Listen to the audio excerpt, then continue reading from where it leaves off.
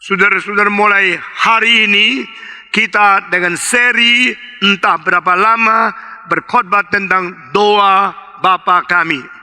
Saya percaya doa Bapa kami adalah salah satu bagian Alkitab yang banyak orang Kristen menghafal, mempraktekkan, yang kita senang mengucapkan bersama-sama. Mari kita mengucapkan Bapa kami satu kali. Bapa kami yang berada di surga, jadilah kehendak-Mu.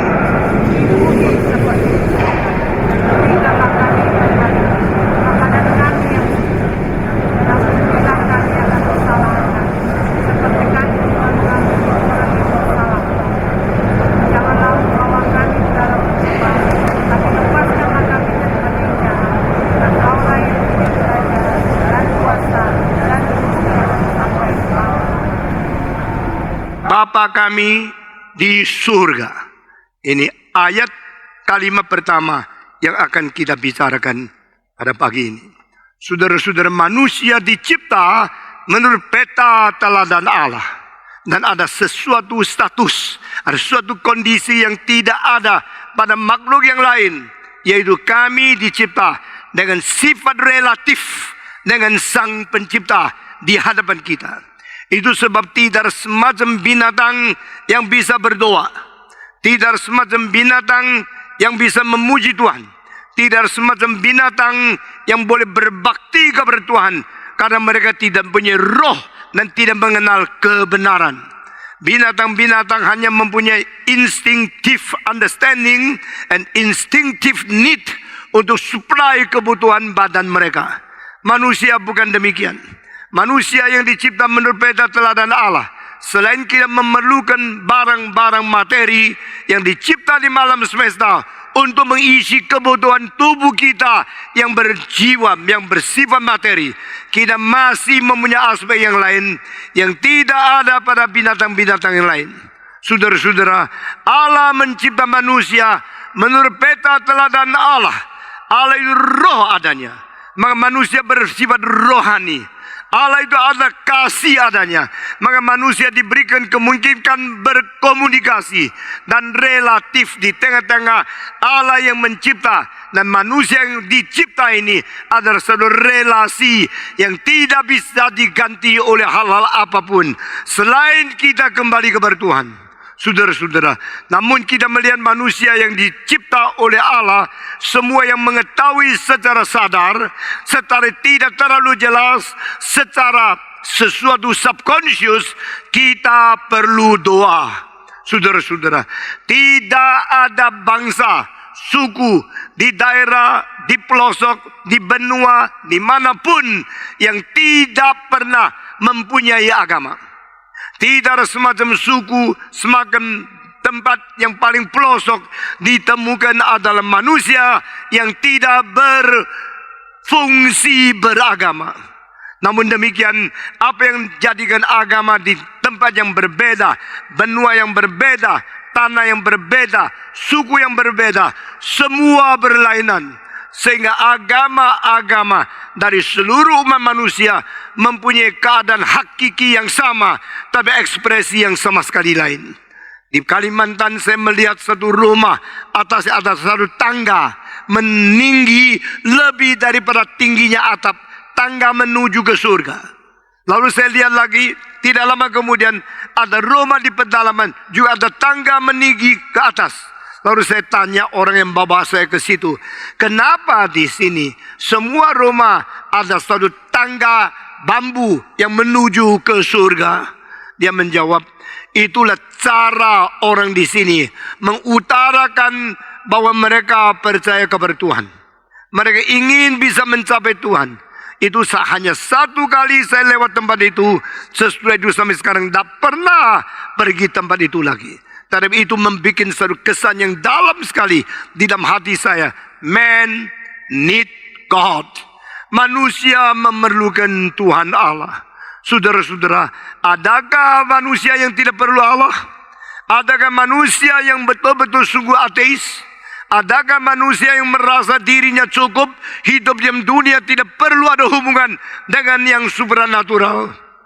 Baik, Thomas Huxley, baik Herbert Spencer, dua orang yang menerima akan evolusionisme, dua orang yang paling penting menyebarkan evolusi dari Darwin ke seluruh dunia, khususnya di dalam dunia bahasa Inggris. Mereka mengakukan tidak pernah ditemukan ada yang disebut manusia yang tidak bersifat agama. Sifat agama merupakan satu yang merata, berada di seluruh umat manusia, di seluruh benua, di seluruh tempat, dan di dalam segala bangsa. Sampai abad ke-20 tetap sama. Dr. Profesor Kurt Koch yang mengunjungi di saat tahun 62. Dia mengatakan, kelihatan dunia ini makin modern, makin tidak perlu Tuhan. Kelihatan dunia ini makin modern, makin melemparkan agama ke belakang. Tetapi itu hanya gejala saja. Sebenarnya kalau kita mau jujur, di Jerman, negara yang paling maju, kanseler-kanselernya, menteri-menterinya, pada waktu menghadapi kesulitan, peristiwa yang sulit di dalam internasional, mereka yang tidak ke gereja, diam-diam ke desa cari dukun. Saudara-saudara sekalian, ini membuktikan manusia tidak mungkin lepas daripada insting dan sesuai daya dasar perlu agama. Manusia tidak mungkin hidup tidak beragama, dan di dalam agama salah satu pengutaraan yaitu berdoa. Tidak ada agama yang tidak berdoa, tidak ada manusia yang tidak beragama, maka manusia semua perlu doa. Apakah artinya doa? Pada waktu kita berdoa, kita sadar kita membutuhkan dari pihak yang lain. Kita sadar kita sendiri tidak cukup. Itulah berarti manusia di dalam keterbatasan berusaha menghubung dengan yang tidak terbatas itu. Siapakah yang tidak terbatas? Di manusia ini adakah orang yang tidak terbatas? Tidak ada. Semua manusia terbatas. Kita dibatas oleh waktu, kapan lahir, kapan mati. Waktu lahir, kita mulai bernapas. Pada waktu mati, kita berhenti bernapas. Waktu kita lahir dan waktu kita mati, ini pun sudah menjadi sesuatu yang ditetapkan oleh Tuhan. Dari mana ke mana kita menjelajah, waktu ya tempatnya juga ditetapkan oleh Tuhan. Di dalam Alkitab Kisah Para Rasul pasal 17, Allah menciptakan segala bangsa dari satu sumber. Allah menciptakan segala bangsa dari satu arus, satu pokok, yaitu melalui Adam dan Hawa, memberikan keturunan kepada segala bangsa, melanda seluruh dunia. Dan saudara-saudara, sama seperti tadi saya katakan, Thomas Henry Huxley sama Sir Herbert Spencer, mereka juga mengakui meskipun begitu beda warna, beda suku, beda bangsa, tetapi kita harus setuju kalau manusia semua diturunkan daripada hanya satu pasang suami istri. Saudara-saudara, hal-hal yang umum seperti ini bukan hanya diterima oleh orang Kristen atau orang Reform saja, diterima oleh orang Agnostiksis seperti Herbert Spencer dan Thomas Henry Huxley. Mereka mengaku semua manusia turun dari satu pasang suami istri. Mereka boleh tidak setuju catatan di Alkitab, tetapi mereka tidak bisa melarikan diri daripada apa yang menjadi fakta yang kita harus menerima. Saudara-saudara, namun setelah berubah, setelah membiak menjadi banyak, darah berbeda, tipe darah berbeda, warna berbeda, warna kulit berbeda, cara kebudayaan berbeda, tapi akarnya, dasar prinsipnya semua sama. Kita adalah manusia. Manusia boleh menikah sama manusia, tapi manusia tidak bisa menikah sama binatang. Manusia paling hitam boleh bersetubuh dengan manusia paling putih. Manusia yang paling tinggi boleh mencintai dan menikahi manusia yang paling pendek. Dan mereka semua boleh mendapatkan anak karena keturunan manusia daripada satu pasang suami istri. Yaitu apa yang dicatat di Alkitab, Adam dan Hawa menjadi nenek moyang seluruh umat manusia. Nah, manusia mendapatkan sesuatu instinktif, sesuatu perasaan yang insting. Kita perlu datang kepada yang tidak terbatas. Kita perlu datang kepada yang tidak kelihatan, tetapi dia ada. Nah, ini adalah satu hal yang sangat ironis. Kita tidak pernah melihat Allah, tapi kita mengetahui tidak mungkin tidak ada Allah. Kita tidak pernah bertemu dengan Allah secara mata jasmania kita, tapi di hati kita mengetahui dia pasti ada. Dan hampir 99% daripada manusia mengaku adanya Allah, meskipun di antara mereka 100% belum pernah ketemu dengan Allah. Tetapi manusia dicipta menurut peta dan teladan Allah adalah satu-satunya makhluk yang berusaha mendekati Allah. Mendekati Allah dengan apa? Dengan doa. Tetapi saudara-saudara, saya berkata kepada saudara, selain doa Bapa kami yang diajarkan oleh Yesus Kristus, semua doa yang keluar dari mulut manusia di hadapan Tuhan kebanyakan sia-sia. Karena doa-doa yang keluar dari mulut manusia adalah berdasarkan keinginan, ambisi, ketamakan, egoisme dari manusia. Sehingga doa mereka juga mempunyai warna dosa mereka. Jikalau doa mewarnai dosa mereka, maka orang yang berdosa berdoa, doanya penuh juga aspek dosa yang mengikat kita masing-masing. Itu sebab Yesus Kristus harus mengajar kepada orang Kristen bagaimana berdoa. Bukankah doa satu hal yang natur, satu naruri yang begitu instinktif? Kenapa perlu diajarkan? Bukankah semua agama berdoa? Bukankah semua suku berdoa? Bukankah semua tempat di paling daerah pelosok mereka semua berdoa? Kalau doa itu sudah menjadi umum, beribu-ribu tahun tidak pernah luput, tidak pernah tiada di dalam umat manusia.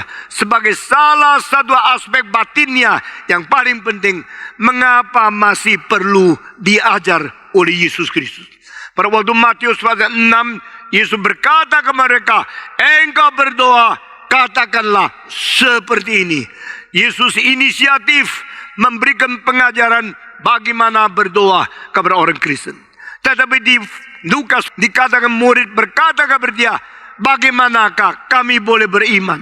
Tambahkanlah iman kepada kami. Apa yang harus kami berdoa di hadapan Tuhan? Dengan demikian Allah rela memberikan pengajaran bagaimana berdoa melalui Yesus Kristus. Dan Allah juga menggerakkan orang yang ikut Yesus Kristus mau berusaha mengetahui bagaimana caranya berdoa. Apakah saudara kira engkau sudah bisa berdoa? Apakah saudara kira doamu sudah benar? Doa yang benar dari orang yang benar, khasiatnya besar. Demikian Alkitab. Doa orang berdosa yang berdoa untuk menjadikan segala anugerah Tuhan diperalat untuk menjadi alat untuk berdosa. Tuhan tidak mendengar. Kalau saya memberikan satu kerja rumah di dalam kerja untuk engkau cari di dalam Alkitab, doa macam apa yang Tuhan tidak dengar, engkau akan menyelidiki, engkau menemukan ayatnya, engkau akan kaget sekali. Banyak doa yang tidak diterima oleh Tuhan. Tetapi umumnya manusia berdoa, mereka tidak tahu doa apa yang diterima oleh Tuhan, doa apa yang tidak diperkenan oleh Tuhan. Mereka selalu menghibur diri, saya sudah doa, saya sudah mengutarakan kebutuhanku di hadapan Allah, silakan Tuhan mendengar doaku. Saudara-saudara, kalau yang semua engkau minta, semua dikabulkan. Yang engkau inginkan, semua diberikan. Saya harus berkata, dia bukan Allahmu, dia menjadi jongosmu. Saya minta ini, saya minta itu. Lalu jongos, oke, saya ambilkan, saya layani. Tuhan bukan jongos, Tuhan bukan pembantu, Tuhan adalah Allah. Itu sebab barang siapa datang kepada Allah harus datang dengan iman. Barang siapa dengan iman harus bersandarkan kebenaran. Iman datang daripada karena mendengarkan firman. Nah, melalui firman yang Tuhan wahyukan, kita mengetahui bagaimana mempunyai iman yang sejati. Melalui iman yang sejati, baru kita mengetahui bagaimana mengutarakan permintaan kita kepada Tuhan. saudara-saudara sekalian, Alkitab di Roma pasal 10 mengatakan, jikalau tidak beriman, bagaimana bisa minta? Jikalau tidak mendengar, bagaimana bisa beriman? Jikalau tidak orang berkhotbah, bagaimana bisa dengar? Jikalau tidak yang mengutus, siapa bisa memberitakan firman? 5 kalimat berjentretan satu lepas satu ini adalah sesuatu perkembangan daripada kedaulatan Allah dan akhirnya keselamatan diberikan kepada umatnya. 5 kalimat berturut-turut ini membuktikan teologi reform itu benar. Karena kalau tidak Allah yang mengutus, tidak ada hamba Tuhan. Kalau Allah tidak utus hamba Tuhan, tidak ada orang bisa mendengarkan khotbah. Jika tidak mendengar khotbah, tidak orang bisa beriman sungguh-sungguh. Dan kalau tidak beriman sungguh-sungguh, tidak ada orang bisa berdoa. Saudara-saudara, 5 kalimat ini dari takhta Allah mengutus orang. Dari takhta Allah memberikan firman kepada yang diutus. Dari pimpinan Tuhan yang diutus berkhotbah. Dari pekerjaan Tuhan yang berkhotbah didengar. Dan dari dengar khotbah beriman. Akhirnya setelah beriman baru mengetahui bagaimana berdoa. Sistem ini adalah sistem teologi reform. Sistem ini adalah sistem berdasarkan kedaulatan Tuhan Allah, bukan kemauan manusia semau dewe. Tetapi kita mengetahui bahwa manusia berdoa selalu berdoa semau sendiri. Saya berdoa ini, berdoa itu, kelihatan rajin sekali, kelihatan berapi-api, kelihatan tekun dan beribadah, kelihatan sangat bersifat agama. Tetapi akarnya bukan dari kedaulatan Allah, bukan karena firman Allah, bukan karena iman kepada firman Allah, dan bukan berdasar iman berdoa kepada Tuhan. Even you don't believe, how can you pray? If you don't listen, how can you believe? If nobody preach to you, how can you listen? If God doesn't send the people, how can you listen to the word of God? Kita bersyukur kepada Tuhan. Begitu jelas Alkitab mempakarkan sesuatu urutan berkesinambungan yang menghubungkan satu dengan lain. Akibatnya terakhir baru doa. Tapi sekarang saya kira agama-agama tidak mengajar dan pendiri-pendiri agama tidak ngerti. Yang mengajar agama sendiri tidak pernah belajar baik-baik dari firman Tuhan. Pokoknya percaya, pokoknya berdoa. Lalu percaya berdasarkan apa? Berdasarkan self-confidence dan self-ambition. Begitu banyak orang berkata, saya percaya kepada Tuhan, percaya berdasarkan ambisi sendiri, percaya berdasarkan sesuatu egoisme sendiri. Lalu berdoa berdasarkan apa? Berdoa dengan keadaan merasakan kebodohan untuk mengisi egoisme sendiri. Saya percaya di dunia semua orang berdoa, tapi di surga yang diterima tidak banyak. Yang berdoa banyak, doa yang diterima tidak banyak. Karena doa pun harus sesuai dengan isi hati Tuhan. Paulus berkata, bukankah engkau bisa berdoa? Roh yang berada di hatimu, yang mengerti isi hati Tuhan, mengajar engkau bagaimana berdoa. Dari 30 tahun yang lalu saya ingin sekali memperkhotbah tentang teologi berdoa. Tetapi sampai sekarang belum terwujud seri itu. Dan di dalam doa Bapa kami, saya berusaha memberikan penjelasan prinsip penting sekali. Meskipun di setiap tempat khotbah yang tema sama, isinya bisa berbeda. Tapi semua ini adalah satu variasi daripada kelebihan atau kekayaan firman Tuhan untuk kita mengerti. Saudara-saudara, alangkah cilakanya kalau kita sudah berdoa ratusan jam, tapi satu kalimat pun Tuhan tidak mau terima. Alangkah cilakanya kalau kita berdoa saban hari, tapi tidak ada satu kalimat sesuai dengan kehendak Tuhan. Itu sebab mengembalikan bagaimana berdoa, mengetahui bagaimana doa yang benar, mempunyai doa yang memperkenan kepada Tuhan, itu menjadi satu hal yang merubah situasi rohani kita masing-masing. Itu sebab kalau kita minta Tuhan, tolong bangunkan gerejamu, Maka hal yang pertama adalah bangunkan pengertian doa yang sungguh-sungguh. Saudara-saudara, kalau ada orang berdoa begitu giat, begitu rajin, begitu tekun, dan begitu beribadah, oh, suaranya banyak sekali.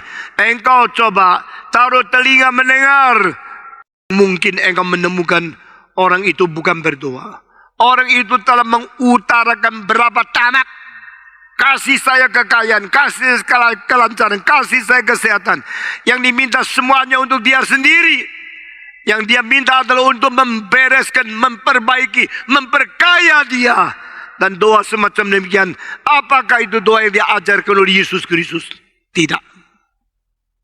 Jikalau tidak, kita harus berhenti doa yang tidak beres, belajar doa yang benar. Tapi doa yang benar itu bagaimana? Itulah sebab saya memilih doa Bapa kami untuk menjadi pengajaran kepada kita masing-masing, sehingga kita mengkoreksi hidup berdoa di hadapan Tuhan. Saudara-saudara sekalian, mengapakah banyak orang berdoa itu kita anggap itu doa salah? Karena doanya adalah doa antroposentris. Istilah antropo yaitu bahasa Yunani manusia. Antroposentris berarti doa memusatkan diri sendiri. Doa keluar daripada dasar manusia sendiri, bukan berdoa sesuai kehendak Tuhan Allah. Kalau engkau sudah membandingkan ini semua, engkau akan lebih menghargai doa Yesus Kristus di dalam Yohanes pasal 17. Di situ adalah God-centered prayer, making intercession according to the will of God and pray for His people. Yesus berperan di dalam perantara satu-satunya di tengah-tengah Allah dan manusia, dan dia berdoa menurut kehendak Allah untuk memberikan pengisian kepada orang-orang yang dia selamatkan. Saudara-saudara, di dalam doa orang-orang kafir selalu yang diutamakan adalah si aku, kebutuhanku, perkembangan usahaku, kekayaanku, rumah tanggaku, kesejahteraanku. Itu yang tidak habis-habis diucapkan. Meskipun kelihatan rajin sekali, kelihatan setia sekali, kelihatan beribadah sekali, tapi doa-doa seperti ini tidak bernilai tinggi di hadapan Tuhan. Saudara-saudara sekalian, Yesus Kristus mengajar kita berdoa karena dia adalah contoh terbaik di tengah-tengah Allah dan manusia. Dia menjadi teladan 100%. Dia menjadi mutlak sesuatu kakak yang membawa kita adik-adik, anak-anak Allah beserta dengan dia mendapatkan perkenanan dari Tuhan Allah. Saudara-saudara, mengapa manusia berdoa? Paling gampang jawab, karena membutuhkan sesuatu. Mengapa membutuhkan sesuatu? Datang kepada Allah bukan kepada manusia, karena dia mengetahui Allah tidak terbatas. Jadi pada waktu kita berlutut, kita berdoa, kita saat yang sama mengakui kita orang terbatas. Dan kita bukan datang kepada manusia karena manusia terbatas. Yang terbatas minta daripada yang terbatas. Itu tidak bisa menyelesaikan persoalan, kebutuhan dan masalah-masalah yang ada pada kita. Itu sebab kita doa kepada yang tidak terbatas. Ini betul adanya. Tetapi di dalam hal ini banyak kerusakan, banyak kesalahan yang dilakukan. Seorang nenek berkata kepada cucunya, kamu baik-baik, sekolah baik-baik, taat papa mama, selalu hidup teratur. Nanti nenek akan beli sepeda untuk kamu pada waktu malam tahun baru. Hore! Anda itu senang. Saya mau baik-baik jadi anak yang pintar. Nanti akhir tahun saya dapat sepeda. Dia terus ingin, terus dia baik-baik, terus ingin pikirkan sepeda. Masih 8 bulan, 7 bulan, 6 bulan, 5 bulan, 3 bulan, 2 bulan, sisa 1 bulan. Wah, 30 hari itu panjang sekali. Dia sama hari tunggu hari sepeda datang, sampai hari terakhir belum ada sepeda. Lalu dia ajak adiknya, mari kita doa yuk. Kita berdoa. Mereka lutut berdoa. Di mana? Di tempat pinggirnya, tempat tidurnya neneknya. Ya. Lalu dia mulai berdoa di situ. Lalu adanya doa, Tuhan terima kasih sudah 1 tahun selesai, saya lebih besar anugerah-Mu, terima kasih, amin. Yang kakak berdoa, Tuhan, nenek bilang dia janji saya hari ini kasih sepeda, tapi belum ada Tuhan. Dia teriak-teriak, adanya herannya lu disenggol, Tuhan tak tuli. Tak usah teriak-teriak. Kakaknya jawab, Tuhan tak tuli, nenek tuli.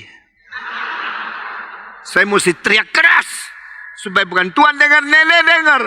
Saudara-saudara, doa kita kepada siapa sih? Doa kita kepada manusia atau doa kita kepada Tuhan Allah?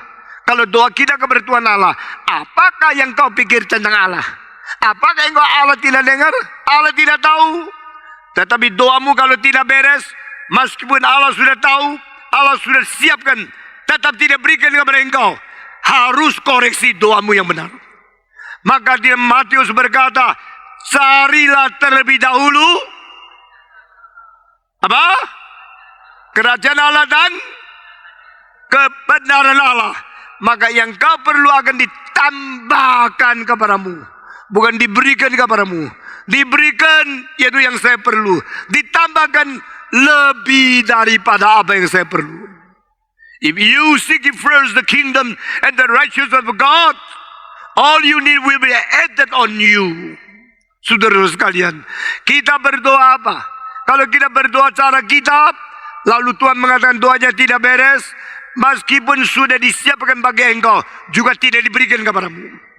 Jikalau doamu beres, sesuai kehendak Tuhan, menurut maksud, menurut tujuan yang ditetapkan oleh Tuhan, meskipun doaku kurang, tapi hatimu benar, doamu benar, yang kau perlukan akan ditambahkan kepadamu. Saudara-saudara, biar kita perhatikan mulai hari ini, saya ajak engkau baca Alkitab, semua ayat-ayat mengenai doa diteliti, diperhatikan, lalu dicari apa kalimat paling penting, lalu koreksi sendiri, saya sudah doa seperti ini atau tidak. Meskipun kita orang Kristen, kita sama dengan semua agama yang lain, kita berdoa, mereka berdoa. Kita minta, mereka minta. Kita lutut, mereka lutut. Kita tutup mata, mereka tutup mata. Kita lipat tangan, mereka lipat tangan. Kita berkata-kata kepada Allah, mereka berkata kepada dewa. Tapi saya berkata kepada saudara, ada pedoman untuk orang Kristen. Ada prinsip untuk anak-anak Tuhan. Ada lingkaran yang sudah Tuhan bikin supaya kita berada di dalamnya. Kalau kita sudah sesuai dengan rencana, dengan prinsip yang ditetapkan oleh Tuhan, tak mungkin doa kita menjadi sia-sia. Surah Yakobus mengatakan doa orang yang benar besar khasiatnya. Saya sangat terpengaruh oleh ayat itu. Maka saya berkata, yang penting bukan saya bagaimana berdoa, tetapi bagaimana jadikan saya orang benar. Make me a righteous man, so my prayer will be very useful. My prayer will satisfy your heart. My prayer will glorify your name. Bukan saya minta apa, dikasihkan supaya saya puas, tapi saya doa bagaimana untuk memuaskan hati Tuhan. Benarkan dirimu, benarkan doamu, maka Allahmu di surga mengetahui segala butuhmu, dan dia tidak akan membiarkan engkau di dalam kesulitan dan sebagainya. Saudara-saudara, perbaikilah motivasimu, perbaikilah hidupmu, perbaikilah imanmu, perbaikilah segala tingkah lakumu di hadapan Tuhan, perbaikilah pengertian tentang konsep doa di hadapan Tuhan, dan Tuhan tidak akan meninggalkan kita. Saudara-saudara, saya sangat kesal ada pendeta-pendeta yang mengajar doa yang tidak beres, mengakibatkan banyak orang-orang Kristen berputar-putar seperti orang Israel di padang belantara 40 tahun dan tidak pernah mendapatkan sasaran yang benar. Ada pendeta-pendeta yang mengajar doa lalu merusak iman orang Kristen, meracuni rohani orang Kristen sampai makin berdoa makin jauh dari Tuhan. Saudara-saudara, jikalau kita berdoa, akhirnya doa kita diterima oleh Tuhan, alangkah kasihannya, Alangkah kasihannya karena doa kita tidak sesuai dengan kehendak Tuhan. Itu sebab Alkitab mengatakan kepada kita, cara berdoa ada yang didengar oleh Tuhan, cara berdoa ada yang tidak didengar oleh Tuhan. Coba bikin pekerjaan di rumah, doa di dalam Alkitab yang mana yang tidak didengar oleh Tuhan. Lalu hindarkan dirimu dari doa-doa yang salah, supaya engkau tidak menimbulkan kemarahan dari Tuhan. Saudara-saudara, kita menjadi orang tua, kita juga mempunyai pengalaman kalau anak-anak kita minta sesuatu dari kita. Kalau yang mereka minta itu adalah betul-betul mereka perlu. Yang mereka minta ada betul-betul mereka tahu diri. Yang mereka minta ada betul-betul sesuai dengan hati orang tua. Kita bukan saja tidak menahan, kita akan memberikan dengan sukarela, dan kita akan lebih sayang kepada dia. Saudara-saudara, ada seorang pernah ikut kebaktian di sini lama. Dia setiap kali masuk tol, dia tidak mau masuk nomor 4. Itu pintu gerbang tol 1, 2, 3, 4, 5, 8. Dia selalu ke 8. Karena apa? Ya. Ini hoki. Kalau 4 mati. Jadi dia antri panjang. Situ tidak ada mobil, tidak peduli. Pokoknya antri sampai nomor 8. Tahayul sebegini. Masih berani menamakan diri anggota gereja Reform Injili. Saudara-saudara sekalian, itu sudah diracuni oleh pikiran bagaimana mengkaitkan nasib diri dengan ketahayulan daripada dunia. Saudara-saudara, engkau minta kepada Tuhan. Engkau minta apa? Permintaanmu kalau tidak sesuai dengan pimpinan Tuhan dan kehendak Tuhan, atau prinsip daripada rencana Tuhan, doamu akan menjadi sia-sia. Saudara-saudara, tahu Yabes? Tahu doa Yabes? Diajarkan di seluruh dunia. Pendeta-pendeta mulai mengajar orang bagaimana mesti berdoa supaya Tuhan dengar. Tuhan dengar untuk apa? Untuk mengisi kebutuhan saya. Jadi banyak orang berdoa minta supaya Tuhan dengar. Kalau Tuhan tidak dengar, dia ada senang. Tuhan dengar saya dong. Saya minta, saya perintahkan, kasih ini kepada saya. Tuhan oke. Tuhan menjadi jongosmu. Tuhan menjadi pembantumu. Tuhan mengisi kebutuhanmu. Itu bukan doa.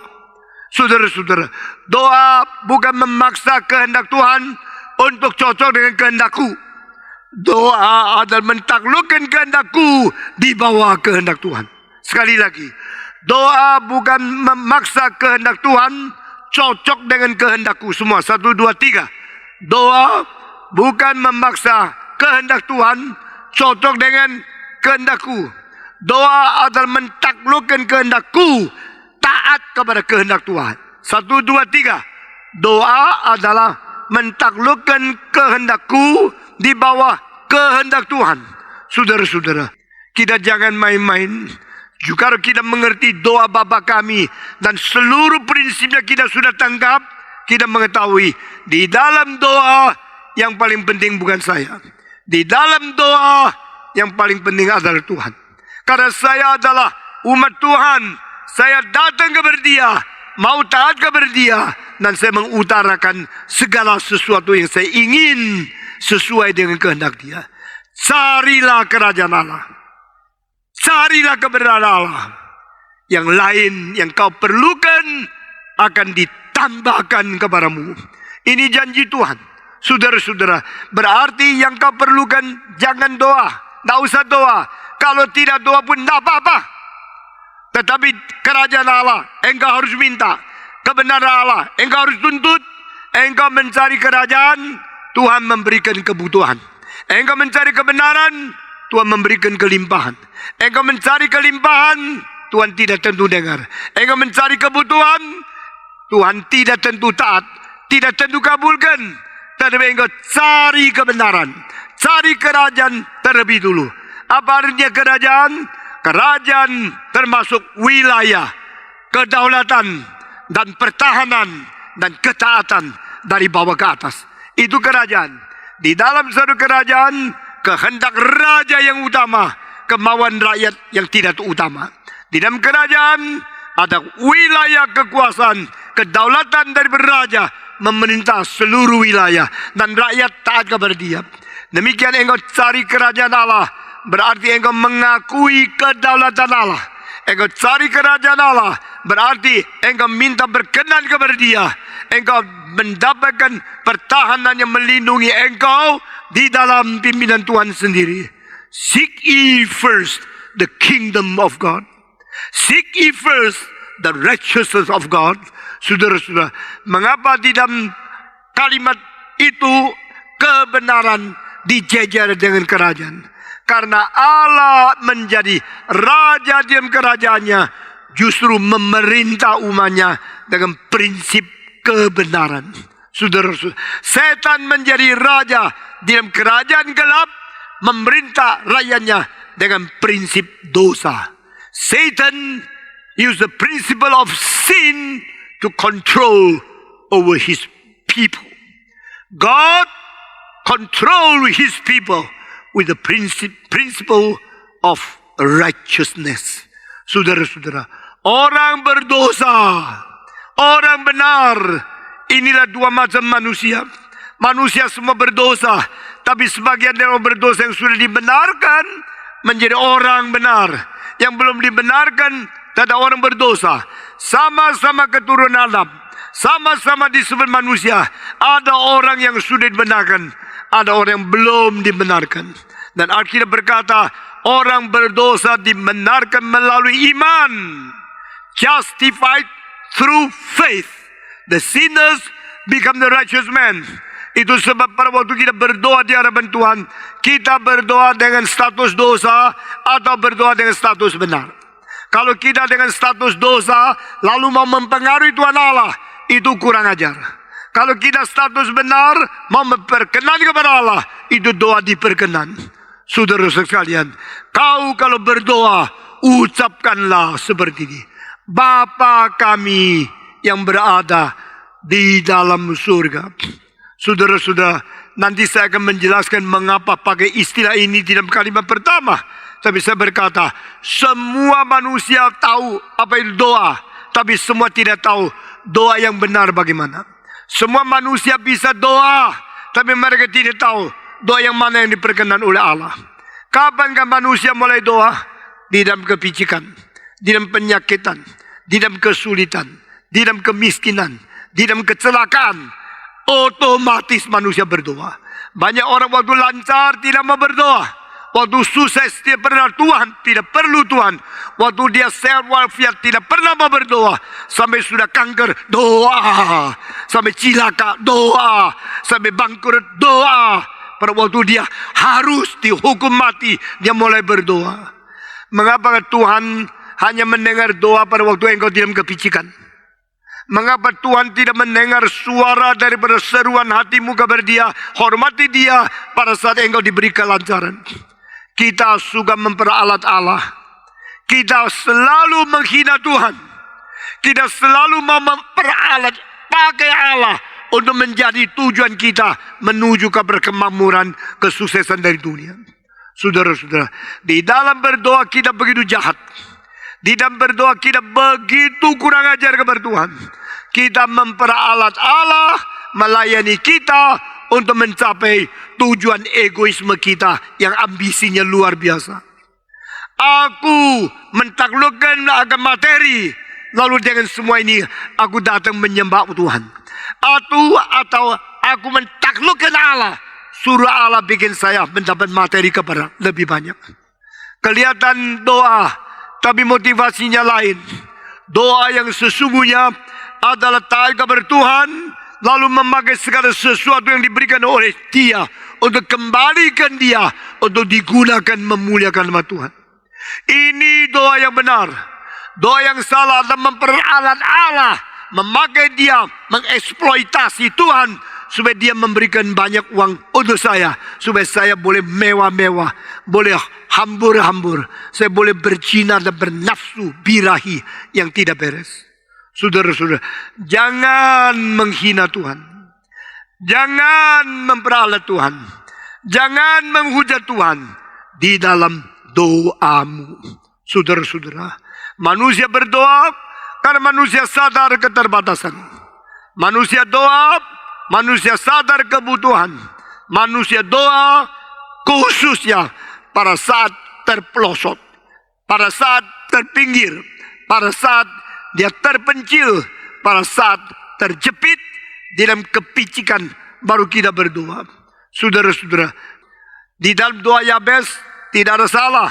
Tuhan, perluaskanlah tendaku, berkatilah aku, tambahlah tanahku, beri aku lebih subur, lebih kaya. Lalu Tuhan mendengar dan mengkabulkan doa itu. Nah, ini contohnya. Saya boleh belajar doa dari Yabes. Saya tanya pertanyaan, mengapa pendeta-pendeta mengajar anggotanya berdoa dari doa Yabes? Kenapa tidak mengajar anggota doa Bapa kami? Saya tanya, doa Bapa kami yang diajarkan oleh Yesus dan doa dari Yabes di perjanjian lama, mana doa yang lebih penting? Jawab. Doa Yesus lebih penting atau doa Yabes lebih penting? Pasti doa Yesus lebih penting.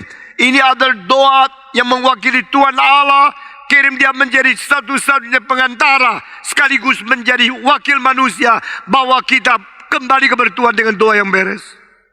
Doa Yesus Kristus adalah doa yang terbaik di seluruh dunia sepanjang sejarah. Doa Yesus Kristus adalah doa standar yang kita mengetahui bagaimana menjadi manusia di hadapan Allah yang tidak terbatas dan di tengah-tengah dunia yang terbatas. Saudara-saudara, the proper prayer, kita berdoa secara benar di hadapan Tuhan sesuai dengan ajaran daripada Yesus Kristus.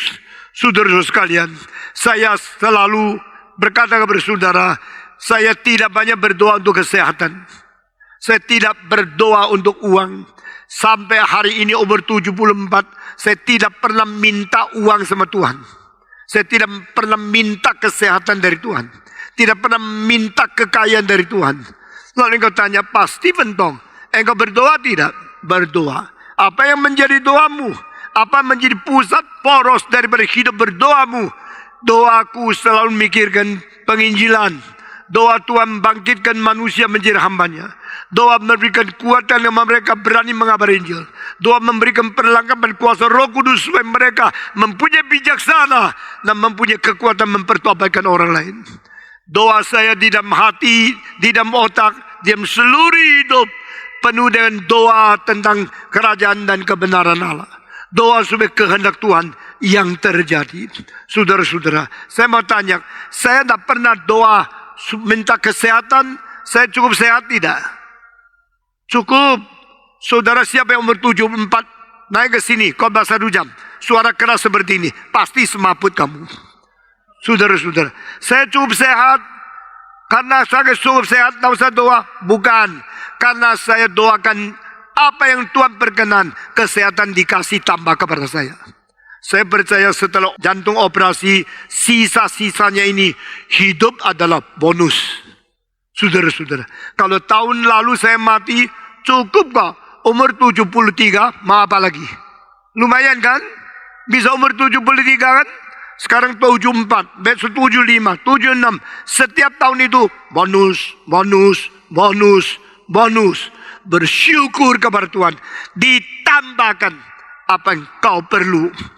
Berkhotbah keras suara begini dengan begitu panjang, itu memerlukan napas yang cukup panjang, memerlukan stamina yang cukup besar, memikirkan pikiran yang cukup rumit, dan memerlukan tenaga rohani yang cukup banyak.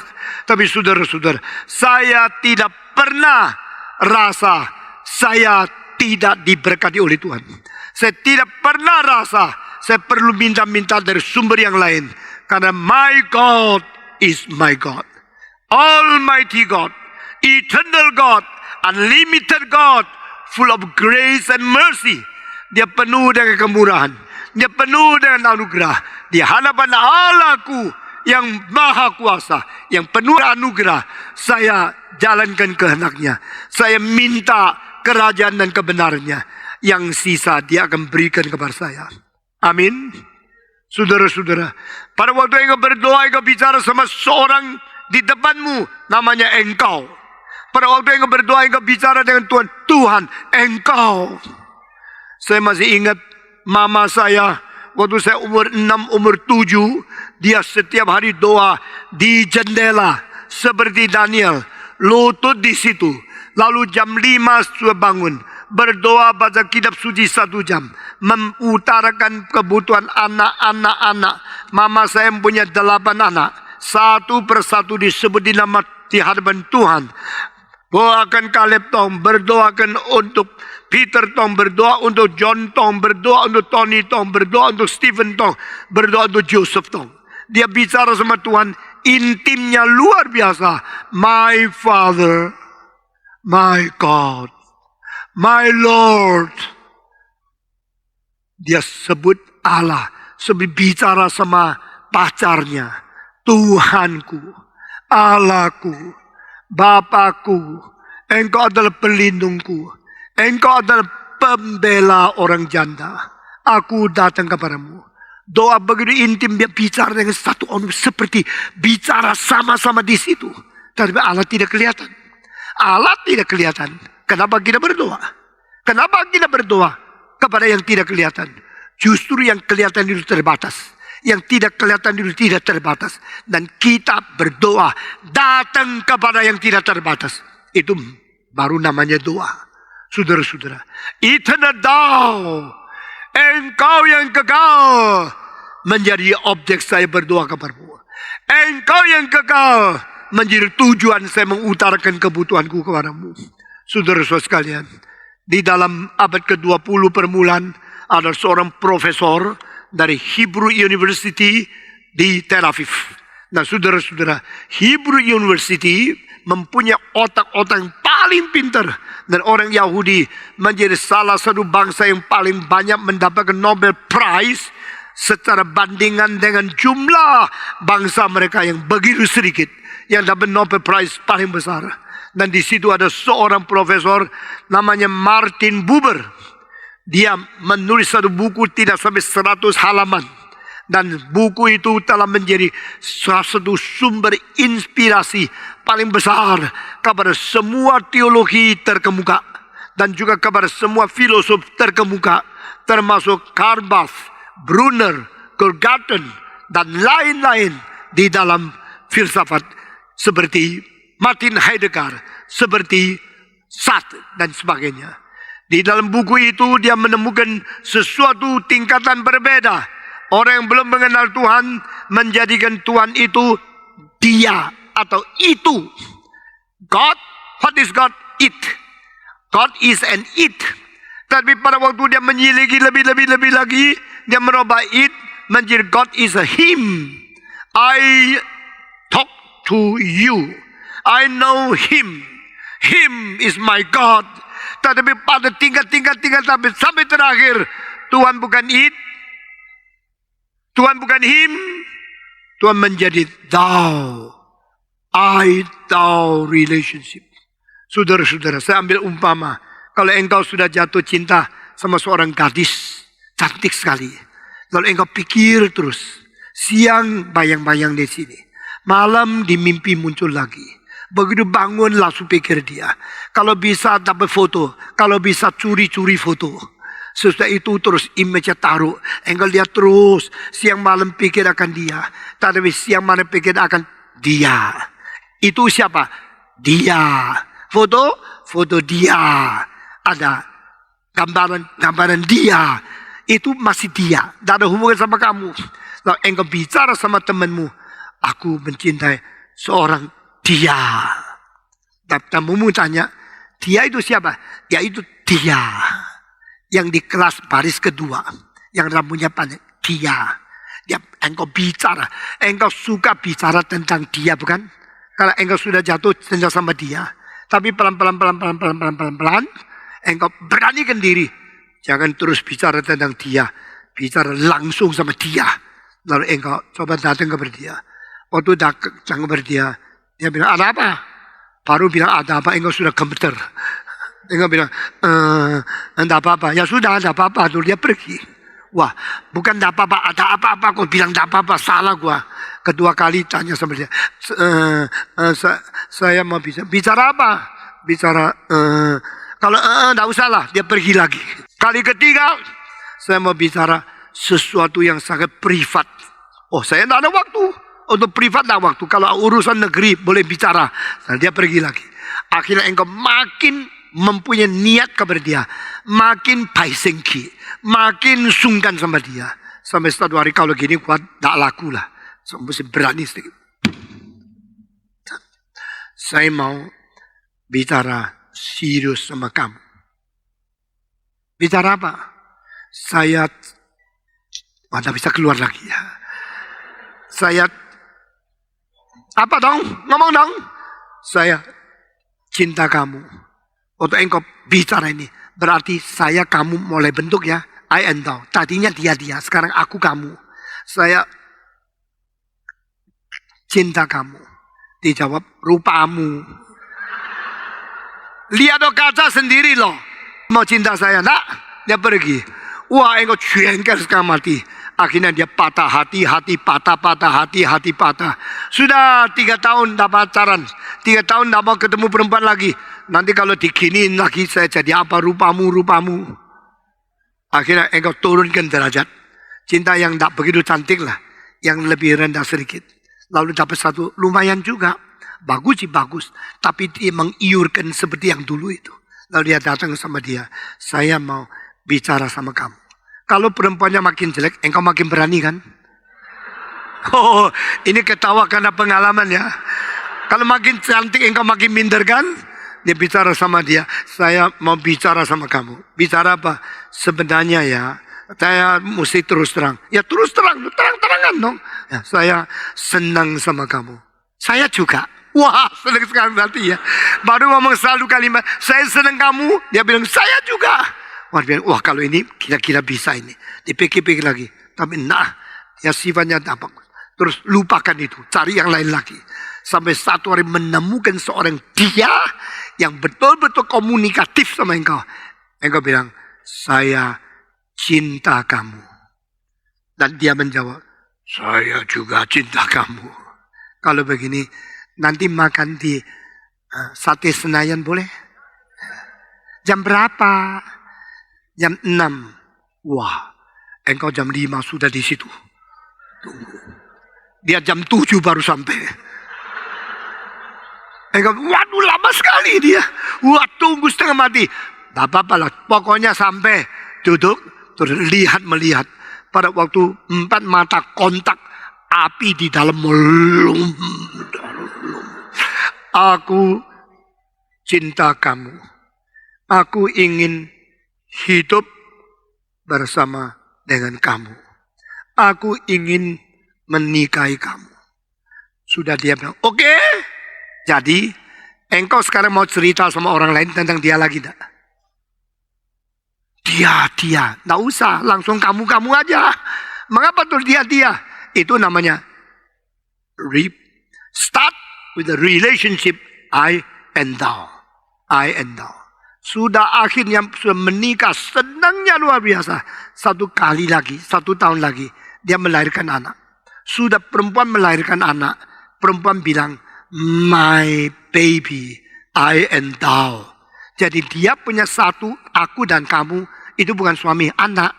Nah, suami mulai rasa kehilangan setelah istri dapat anak, tak lagi sweet seperti dulu. Yang dia manis kepada anak.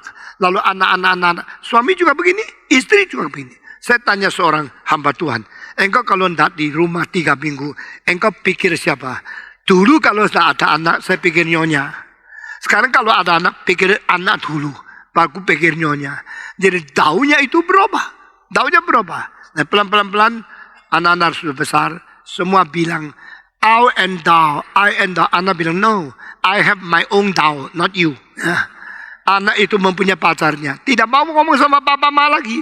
Dulu waktu tidak ada pacar, papa, mama. Sekarang papa ada, tidak apa-apa. Tidak ada, lebih baik. Lalu dia punya orang lain adalah pacarnya. I and thou. Itu menjadi sana, bukan ke sini ya. Sesuai itu pelan-pelan. Engkau menjadi tua, anak sudah nikah, jarang pulang ke rumah. Dia tidak peduli engkau, peduli nyonyanya, peduli keluarganya. Akhirnya semua anak sudah nikah, sudah pergi. Engkau terpaksa kembali ke istrimu, I and thou. because no others I and thou. Sudah terpaksa sama istri, baru mulai honeymoon kedua kali. Baru 1 tahun, mati 1. Thou, tidak ada. Engkau kemana? Engkau di kuburan melihat dia, nangis, bicara namanya. Dia tidur, dia tidak bangun, dia tidak peduli. Lalu engkau mau cari tahu di mana. Saya kasih tahu ya, seumur hidup, you perlu seorang thou. You perlu seorang kau.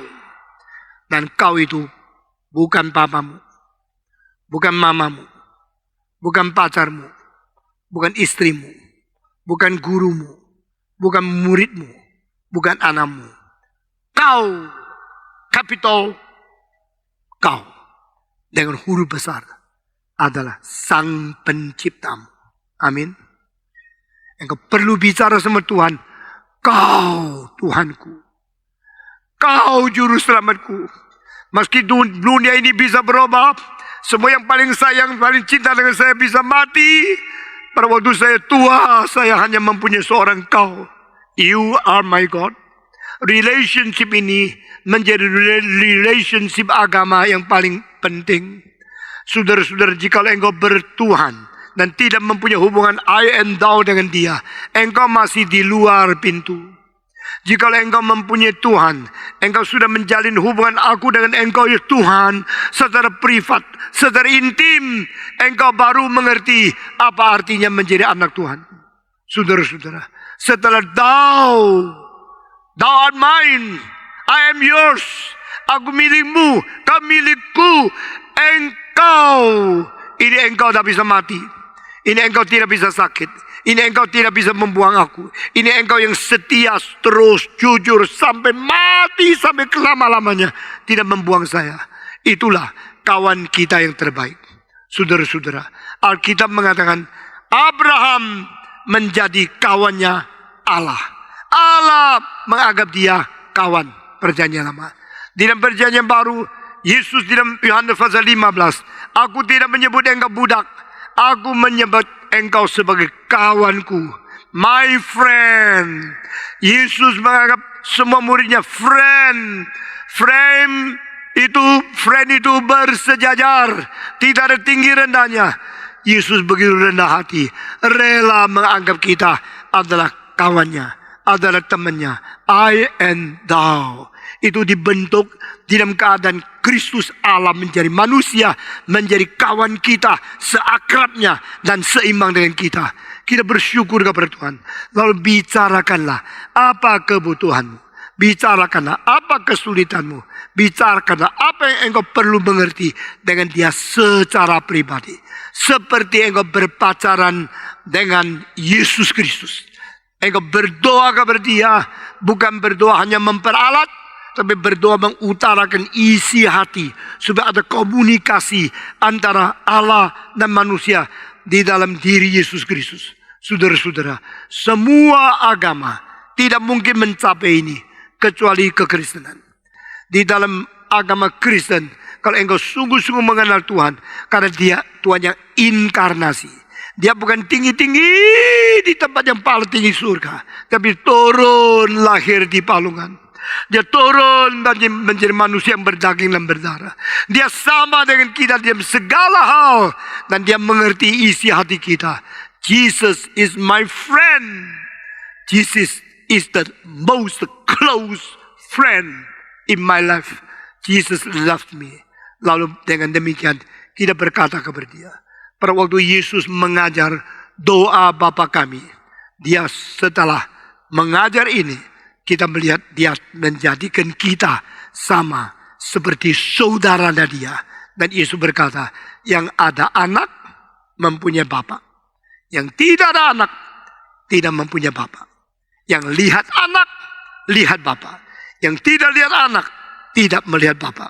Saudara-saudara sekalian, Yesus Kristus telah membawa kita dekat kepada Tuhan begitu rupa sehingga kita boleh menyebut Bapa sebagai Bapa. Saudara-saudara, di dalam hal ini tidak ada agama yang mempunyai keadaan seperti ini. Tidak ada agama yang menyebut Allah itu Bapa. Bapa kami yang berada di dalam surga. Tidak ada agama yang mengajar Allah itu Bapa. Tidak ada agama yang bisa menyebut Allah itu Bapa kecuali di dalam Yesus Kristus. Kristus berkata, He is my Father and He is also your Father. Aku memberikan sharing. Bapakku menjadi Bapamu. Dia adalah Bapakku. Siapa yang lebih dekat Allah dibanding Yesus Kristus? Tidak pernah. Seorang Jerman namanya Strauss menulis satu buku tentang hidup Yesus. Dan dia mengatakan dia paling dekat dengan Bapa. Dan dia bagikan akan Bapa itu kepada kita. Supaya kita juga menyebut dia Bapa. Strauss bukan seorang Injil konservatif. Strauss bukan orang reform. Dia menemukan Yesus dan dia mengajari Yesus sebagai orang yang paling dekat dengan Allah. Orang yang paling baik moralnya.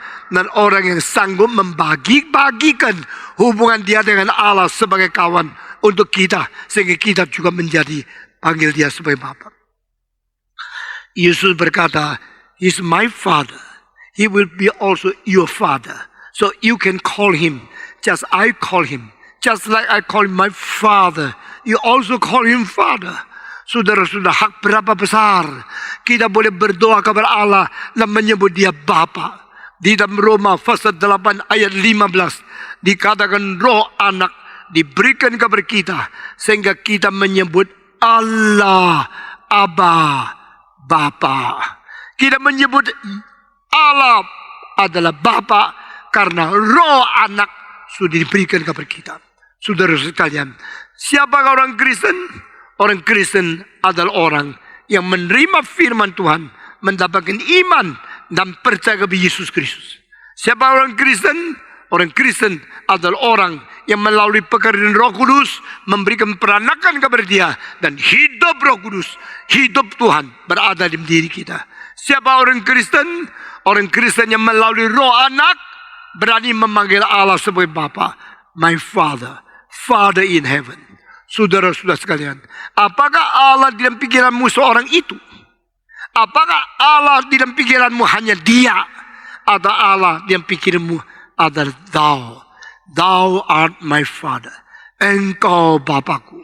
Bapa kami yang berada di surga. Berapa intim, berapa dekat, berapa mahal, berapa hormat kedudukan ini. I am God's children. God's child. I'm God's son. I'm God's daughter. We are all God's children. Kita adalah anak-anak daripada Allah. Kita saudara-saudara, kita mempunyai seorang kakak yang besar. Kakak sulung, yaitu Yesus Kristus.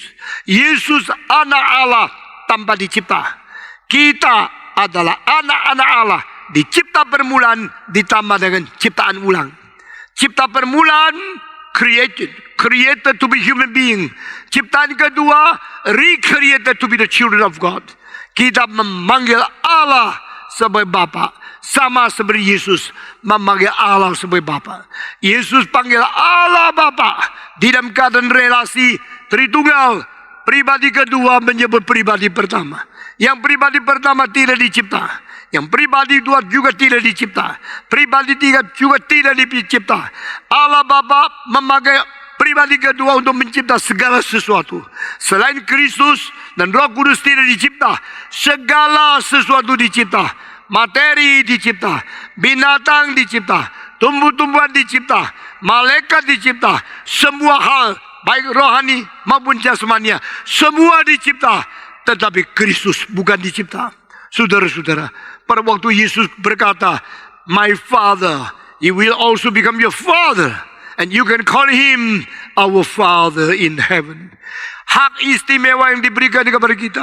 Saudara-saudara sekalian, siapakah yang boleh disebut sebagai anak Allah? Siapa yang boleh diberikan hak untuk menjadi anak-anak Allah? Itu mereka yang percaya kepada namanya. Yang mereka yang menyeru nama Yesus Kristus, yang menerima Dia ke dalam hati mereka. Orang-orang ini diberikan hak menjadi anak-anak Allah. Menurut Yohanes pasal 1 ayat 12. Dia datang ke tempat sendiri, orang sendiri menolak. Dia datang kepada bangsa sendiri, bangsa sendiri tidak mengenal dia. Tetapi barang siapa yang menerima dia, yaitu mereka yang memanggil dia, percaya kepada namanya, diberikan hak menjadi anak-anak Allah. Saudara bayangkan semua agama, bandingkan hanya di agama Kristen. Yesus berkata, jikalau engkau berdoa, engkau harus mengatakan begini, Bapa kami yang ada di surga. Di dalam kalimat pertama ini mengajarkan kita bukan hanya hidup di bumi saja. We do not live only on earth. We do not live only the support of the material world. Kita hidup di dalam dunia ini bukan hanya hidup di dunia ini saja. Kita hidup di dunia ini bukan hanya hidup bersandar dengan sayur, nasi, daging, segala makanan dari dunia ini saja. Man doesn't live by bread alone. We live by every word spoken out from the mouth of God. Saudara-saudara, kita hidup bersandarkan bukan roti saja, bersandar setiap kalimat yang keluar dari mulut Allah Bapa. Dan mulut Allah Bapa, siapa Allah Bapa? My Father, Bapakku. Kami percaya, kami punya seorang Bapa di surga. Maka kami berdoa kepada dia. My Father, I come to you as your son. We are all your children. I come to you. Adakah agama Allah itu Bapa di luar Yesus Kristus? Ada samar-samar. Di mana? Di dalam syair orang Greka yang menulis itu namanya Cleanthes. C-L-E-A-N-T-H-E-S. Cleanthes. Di dalam satu syair yang panjang, tengah-tengah muncul satu kalimat. We are all born of you. Kami dilahirkan oleh Allah. Saudara-saudara, di dalam Alkitab, selain diperanakan pula, tidak ada orang boleh mengatakan, we are all born of you. Allah tidak melahirkan kita. Saudara-saudara, Allah di dalam eternal generation hanya memberikan kelahiran kepada satu pribadi, yaitu Yesus yang jadikan anak kelahiran tunggal dari Allah Bapa. Lalu dia akan membawa banyak anak masuk ke dalam kemuliaan.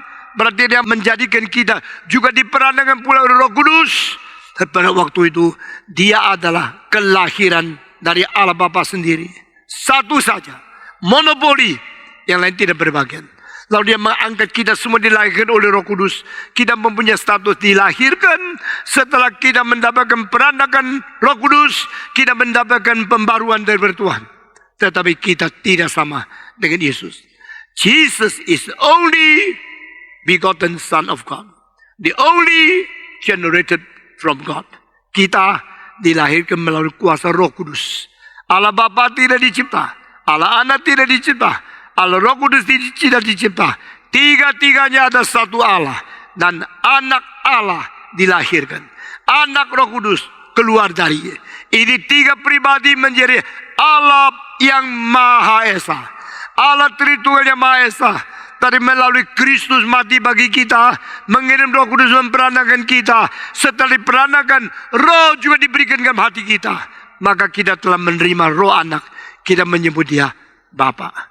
Dengan demikian, kita datang kepada dia, berdoa kepada dia, Bapa kami yang berada di dalam surga. Kita bersyukur kepada Tuhan. Dengan kalimat inilah, sekarang mulai terbuka apa yang harus kita doa di hadapan Tuhan.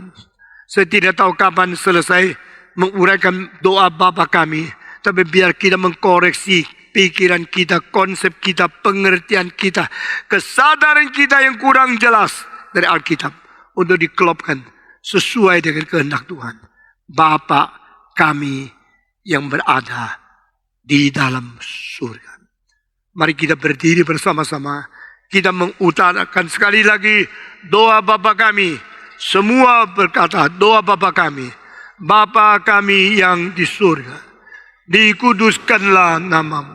Datanglah kerajaan, jadilah kehendak-Mu di bumi seperti di surga. Berikanlah kami pada hari ini makanan yang kami cukup-cukupnya, dan ampunilah kami akan kesalahan kami, seperti kami juga mengampuni orang yang bersalah kepada kami. Dan janganlah membawa kami ke dalam pencobaan, tetapi lepaskanlah kami daripada yang jahat. Karena Engkaulah yang mempunyai kerajaan dan kuasa dan kemuliaan sampai selama-lamanya. Amin.